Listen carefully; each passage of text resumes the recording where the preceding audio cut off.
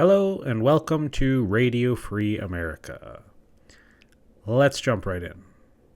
Okay, this isn't from months ago, it's from today. Here is Hasanabi Piker playing propaganda for a US designated state-sponsored terrorist org. There isn't any effing question about this. Will Dan Clancy, the Twitch CEO, let us play ISIS songs? What about the anthem of Leahy? This is a tweet from Dan Saltman. Should we see what he's referring to? Okay, should I play it? Yeah. I'm ready to hear it.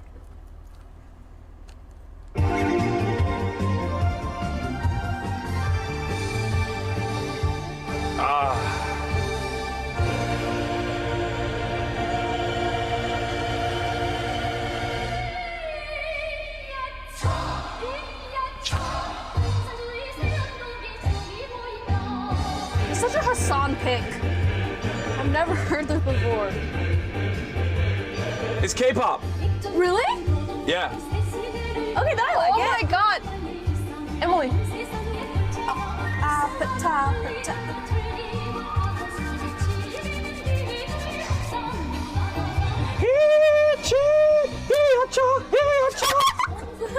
Nice. What? Why are you laughing?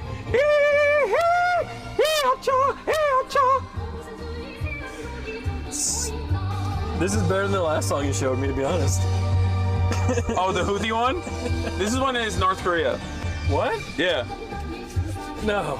Wait, it's fine. It's not like... Are you worried? You got me twice. What? It's K-pop! You got me twice. Oh, no. What are they singing about?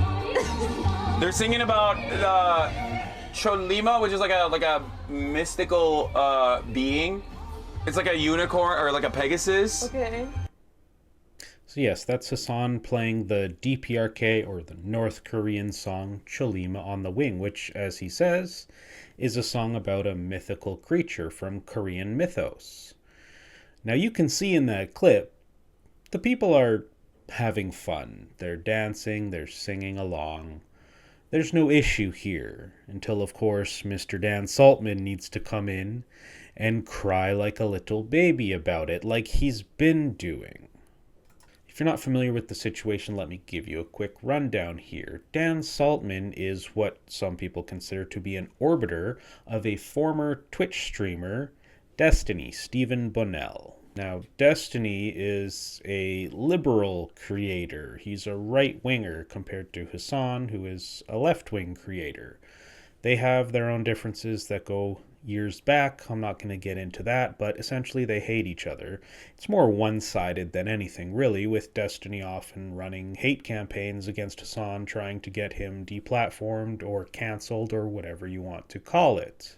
Now, Dan Saltman, Destiny's friend here, has been going after Hasan specifically for the past few weeks, trying to get him deplatformed, and I think trying to get Twitch shut down, or perhaps just get their CEO Dan Clancy fired.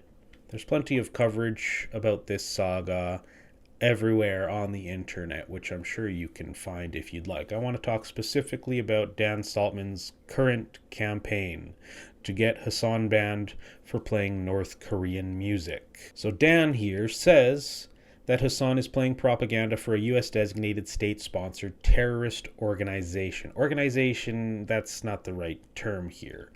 But technically he is correct. He links to this page from the U.S. Department of State website, State Sponsors of Terrorism, and on the list, of course, is the DPRK, or North Korea. Yes, the U.S. does consider North Korea to be a state sponsor of terrorism. They don't consider them to be a terrorist organization like they would for instance, the three H groups, the Houthis, Hamas, and Hezbollah. Obviously, this is the problem with the U.S. calling their enemies state sponsors of terror. The U.S. is the number one state sponsor of terror in this world. And of course, if you're looking at this purely from a Western chauvinistic perspective, yes, you could say that the U.S. does consider North Korea to be a state sponsor of terrorism. But does this designation actually mean anything, considering who is making the accusation? Of course not. There's a lot of discourse going around on the internet now as to what a terrorist even is, and what we can call a terrorist and what we aren't calling terrorists for some reason. And it literally comes down to white supremacy. The US is a white supremacist nation. They always have been since their inception, which was built upon the genocide of the indigenous and the enslavement of black people. Yes, this is a meme, but it pretty accurately sums up what US terrorist designations are. White, not a terrorist. Brown, or Asian in this instance, terrorist. It's white supremacy. It's Orientalist. If you're unfamiliar with that term, it is essentially a form of racism that otherizes people from Asian countries, people outside of the Western imperialist core. Brown people, when fighting for their liberation against oppressors, are always seen as terrorists in the West. Meanwhile, when someone else who is not brown does it, for instance, Ukrainians, they're seen as freedom fighters or liberators. But I digress. Let's talk about why North Korea is considered to be a state sponsor of terrorism and if it even makes any sense. On November 20th, 2017, the Secretary of State designated the Democratic People's Republic of Korea as a state sponsor of terrorism. The Secretary determined that the DPRK government repeatedly provided support for acts of international terrorism, as the DPRK was implicated in assassinations on foreign soil. Now, the plural is interesting there. As far as I can find, since their designation in 2017, they're only specifically referring to one assassination on foreign soil. President Trump and Secretary Tillerson referenced North Korean involvement in assassinations on foreign soil. This reference likely included the assassination in Malaysia earlier this year of Kim Jong-nam, North Korean Supreme Leader Kim Jong-un's half-brother. President Trump also mentioned the 2017 death of Otto Warmbier, the American college student who was arrested in North Korea and later died soon after his release to the US. So Otto Warmbier can't count as an assassination on foreign soil because Otto Warmbier was an American in North Korea. So they're just talking about Kim Jong-nam. Of course, there is no actual concrete evidence that North Korea was responsible for the assassination of Kim Jong-nam. There are accusations from the US that they were responsible for it, but there's no actual proof behind it. We'll get to that in a minute. First, let's talk about Otto Warmbier and see why this reasoning is frankly absurd. If you're unfamiliar with the Otto Warmbier situation from 2017, Otto was an American student who went on a trip to North Korea back when Americans were still allowed to visit North Korea. They aren't anymore, not because of North Korea, but because the US has made it illegal. Otto was staying at the most popular hotel in North Korea's capital, Pyongyang. He trespassed in a military-only zone and tried to steal a propaganda poster. Now, a lot of people like to downplay this. I don't think you should. Posters in the DPRK are considered art. They are hand-painted, and they are very meaningful to the people. So when this American comes to the country of their enemy, trespasses in a military-only zone, tries to steal their hand-painted art, damaging it in the process, they're going to respond to that.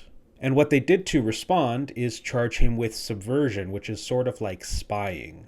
He was sentenced to 15 years in prison. Was he going to serve that 15 years? Almost certainly not. He would have been used as a bargaining chip with the US. So Otto Warmbier's parents accused North Korea of torturing their son. But is there any proof of that? Now, at the time, Trump had posted on Twitter that Warmbier was tortured beyond belief by North Korea. His post followed a televised interview given by Warmbier's parents in which they spoke of their son's death and expressed their wish for North Korea to be relisted as a state sponsor of terrorism. Interesting. Was this perhaps done at the request of these grieving parents? But the following day, responding to the parents' interview, the Ohio coroner who had examined Warmbier denied that there were signs of torture and said they're grieving parents. I can't really make comments on their perceptions. The coroner said that Warmbier had died due to brain damage following an interruption of blood flow. The coroner also said his skin condition was excellent and his muscle volume was reasonably good given the circumstances. Despite being comatose for almost a year in North Korea, his body was in relatively good condition. No bed sores or anything like that. They actually took pretty good care of him there. And shortly after, the U.S. Department of State relisted North Korea as a state sponsor of terrorism, despite there being no evidence that Otto Warmbier was tortured. President Trump mentioned Warmbier's case when making this announcement. A few years later, in February 2019, Trump essentially reversed what he had said about Otto being tortured. He said that he talked to Kim Jong-un and that he, Kim, tells me he didn't know about it and I will take him at his word. President Trump also argued that it would not have been to Kim's advantage to allow Warmbier to be treated poorly. After this, Otto Warmbier's parents doubled down. They released a statement saying, "We have been respectful during this summit process. Now we must speak out. Kim and his evil regime are responsible for the death of our son Otto. Kim and his evil regime are responsible for unimaginable cruelty and inhumanity. No excuse or lavish praise can change that." Let me go a little more in depth on the reasons why we can't say unequivocally that Otto Warmbier was tortured by North Korea. Warmbier's physicians at the University of Cincinnati Medical Center stated that he was in a state of unresponsive wakefulness, commonly known as persistent vegetative state. Michael Flukiger, a medical director who was part of the team which took Warmbier back to the U.S., stated that Warmbier had received good medical care at the hospital in Pyongyang. According to his medical team, brain scans revealed Warmbier had suffered extensive loss of tissue throughout his brain, consistent with a cardiopulmonary event that caused the brain to be deprived of oxygen. Doctors said they did not know what might have caused cardiac arrest if one had occurred, but that it could have been triggered by a respiratory arrest, while a neurointensive care specialist at the hospital stated that there was no evidence indicating botulism. Now, there being no evidence indicating botulism does not mean it wasn't botulism. It just means that there was no actual evidence that would indicate botulism to the doctors. His doctors found no evidence of physical abuse or torture. Scans of Warmbier's neck and head were normal outside of the brain injury. They added, "We didn't see any evidence of healing fractures or healed fractures that would have been within that time frame, and that we believe that for somebody who had been bedridden for more than a year, that his body was in excellent condition, that his skin was in excellent condition." Now here's where it gets interesting. Warmbier's father held a press conference on June 15th, but declined to answer a reporter's question as to whether or not the neurological injury was caused by an assault, saying he would let the doctors make that determination. Did he do that, though? Otto Warmbier did not die on his own. He died after his parents requested a feeding tube be removed. At the request of Warmbier's family, an autopsy was not performed. So if he's saying that he's going to let the doctors determine what happened to his son, why did he refuse an autopsy? An autopsy would have been the only way to actually try to determine what had happened to his son. He and his wife accused North Korea of torture and then refused to do what they needed to do to try to prove that allegation. Why? If you ask me, he was instructed not to do an autopsy by the State Department because they knew that an autopsy would find unequivocally that he was not tortured, and thus they couldn't add North Korea to their state sponsor of terrorism list, and they couldn't use this propaganda to demonize their enemy. The doctors did, however, do a post-mortem external examination in which they speculated that the cause of death could have been a blood clot, pneumonia, sepsis, or kidney failure. Sleeping pills could have caused Warmbier to stop breathing if he had botulism and was paralyzed from it. The University of Cincinnati doctors found no evidence of botulism, but several neurologists said that botulism could not be ruled out, given the length of time before Warmbier's return to the U.S. And finally, the U.S. coroner who examined Warmbier's body after his death said that Warmbier's body showed no obvious signs of torture. So what do we have here? We have Otto Warmbier's parents accusing North Korea of torture, which seems to be the catalyst for them being added to the state sponsor of terrorism list. And then on the other hand, we have doctors saying there is zero evidence that Otto Warmbier was physically tortured, and that North Korea's official statement on it saying that he had contracted botulism and a sleeping pill had put him into a coma cannot be ruled out. The thing about this propaganda is that it worked. The The parents refused to do an autopsy, refusing to actually prove their allegations. And because of that, because no proof was given either way, the Western narrative about Otto Warmbier is that he was tortured.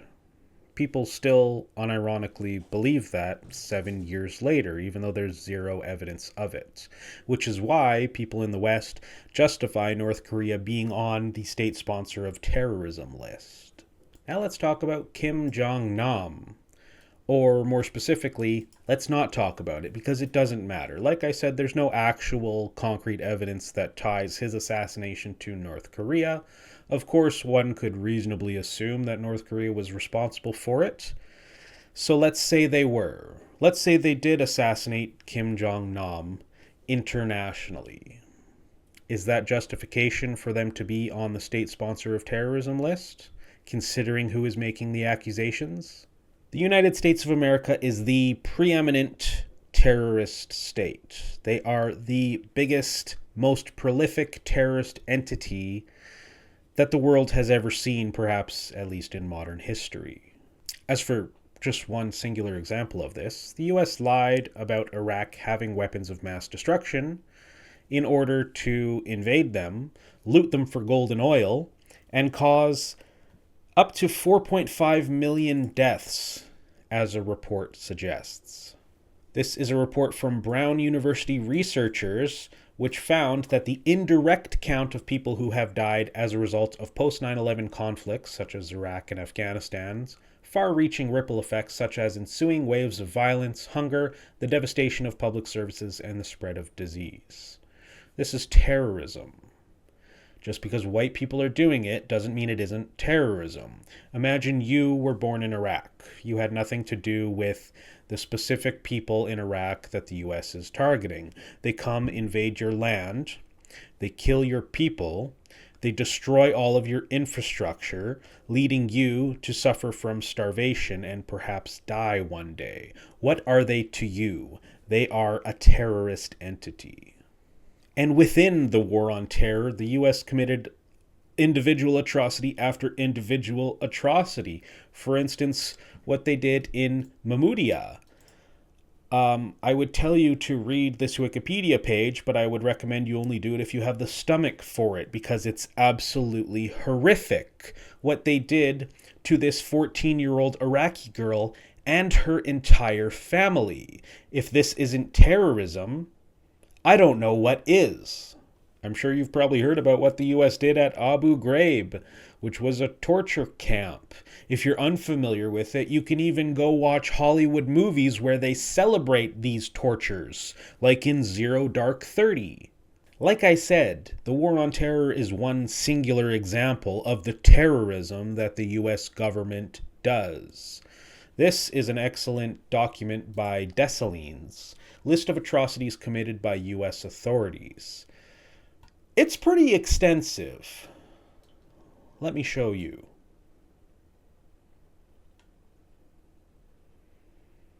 Still scrolling. Still scrolling. Let me go a little faster.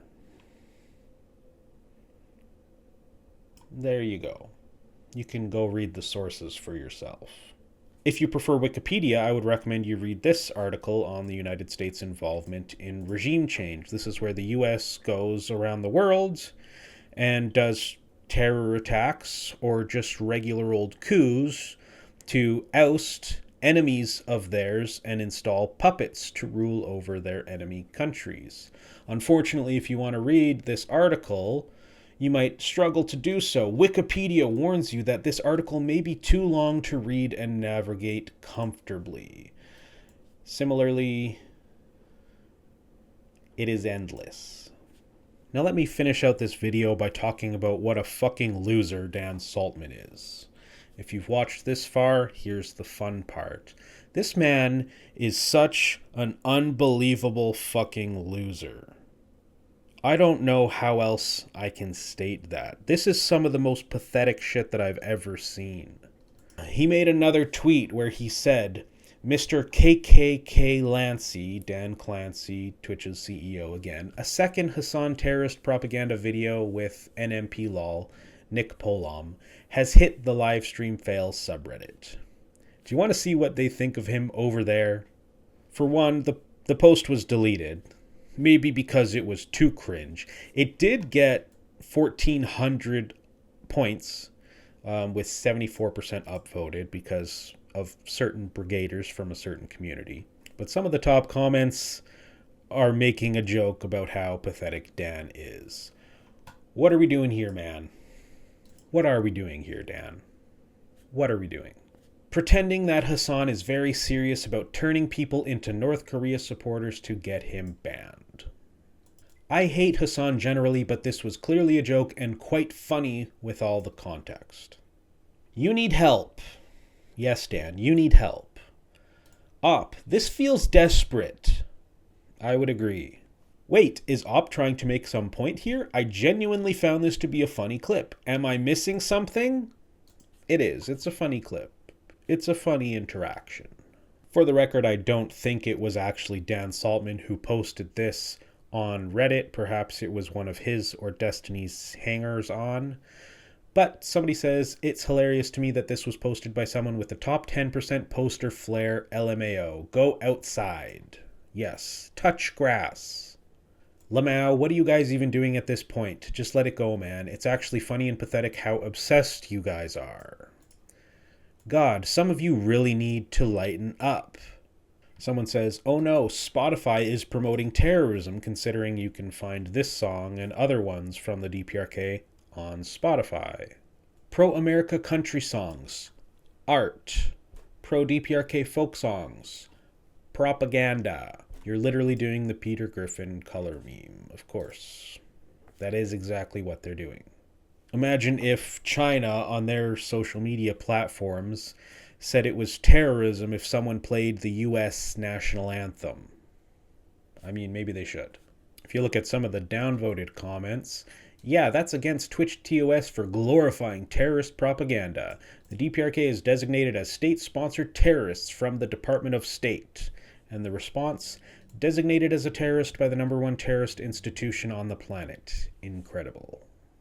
Thank you for watching. Subscribe to this channel if you are interested in seeing me debunk more of this nonsensical Western propaganda about the enemies of capitalism, like North Korea and China.